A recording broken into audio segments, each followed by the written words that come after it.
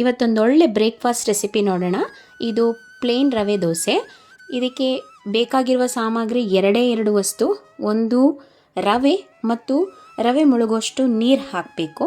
ನೀರಿಗೆ ಜೊತೆಗೆ ಒಂದು ಸ್ವಲ್ಪ ಉಪ್ಪು ಹಾಕ್ಕೊಳ್ಳಿ. ಸೊ ಉಪ್ಪು ಹಾಕ್ಕೊಂಡ ನಂತರ ಇದನ್ನು ಚೆನ್ನಾಗಿ ರುಬ್ಕೊಂಡು ಬರೋಣ. ಚೆನ್ನಾಗಿ ದೋಸೆ ಅದಕ್ಕೆ ಗ್ರೈಂಡ್ ಮಾಡ್ಕೋಬೇಕು. ಈಗ ಬ್ಯಾಟರ್ ರೆಡಿಯಾಗಿದೆ ನೋಡಿ, ಈ ಕನ್ಸಿಸ್ಟೆನ್ಸಿಲಿ ಇರಬೇಕು. ರುಬ್ಕೊಂಡು ಬಂದ ನಂತರ ಇದನ್ನು ಸ್ವಲ್ಪ ಹೊತ್ತು ನೆನೆ ಹಾಕಬೇಕು. ಆ ರೀತಿ ಯಾವುದೇ ಪ್ರೊಸೀಜರ್ ಇಲ್ಲ. ಮತ್ತು ಇದಕ್ಕೆ ಸೋಡಾ ಆಗಲಿ ಬೇರೆ ಯಾವುದೇ ಪದಾರ್ಥಗಳನ್ನ ಹಾಕೋದು ಬೇಕಾಗಿಲ್ಲ. ಇಲ್ಲಿ ಸಾಲ್ಟ್ ಮಾತ್ರ ನೋಡ್ಕೊಳ್ಳಿ. ಸಾಲ್ಟು ರುಚಿಗೆ ತಕ್ಕಷ್ಟು ಹಾಕ್ಕೊಂಡು ಅಡ್ಜಸ್ಟ್ ಮಾಡಿ. ಈಗ ದೋಸೆ ತವಾನ ಇಟ್ಟಿದ್ದೀನಿ. ಇದು ಸ್ವಲ್ಪ ಕಾದ ನಂತರ ಸ್ವಲ್ಪ ಎಣ್ಣೆ ಹಾಕಿ ಈ ರೀತಿ ಈರುಳ್ಳಿಯಲ್ಲಿ ಒರೆಸ್ಕೊಂಡು ಇದ್ರ ಮೇಲೆ ನೀರನ್ನು ಚಿಮ್ಕಿಸಿದ್ರೆ ನಮಗೆ ಈಗ ದೋಸೆ ತವ ರೆಡಿ ಇದೆ. ಈಗ ಒಂದು ಸೌಟ್ ದೋಸೆ ಹಿಟ್ಟನ್ನು ಹಾಕಿ ಈ ರೀತಿ ದೋಸೆ ರೀತಿಯಲ್ಲೇ ನಾವು ಮಾಡ್ಕೋಬೇಕು.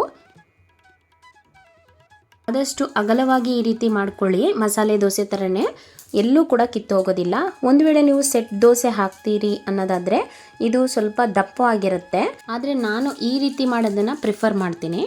ದೋಸೆ ಬೆಂದಿದೆಯಾ ಅಂತ ಗೊತ್ತಾಗಬೇಕಾದ್ರೆ ಸೈಡ್ಸಲ್ಲೆಲ್ಲ ಅದೇ ಮೇಲೆ ಎದ್ದು ಬರುತ್ತೆ, ಎಲ್ಲೂ ಕೂಡ ಅಂಟಲ್ಲ. ಸೊ ಎರಡೂ ಕಡೆನೂ ಚೆನ್ನಾಗಿ ಈ ರೀತಿ ಬೇಯಿಸ್ಕೊಂಡ್ರೆ ನಮ್ಮ ರವೆ ಪ್ಲೇನ್ ದೋಸೆ ರೆಡಿ ಆಗುತ್ತೆ.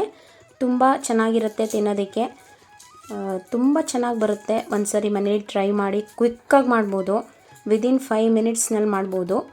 ಯಾವುದೇ ರೀತಿಯಾದಂತಹ ಶ್ರಮ ಏನಿಲ್ಲ ಇದರಲ್ಲಿ.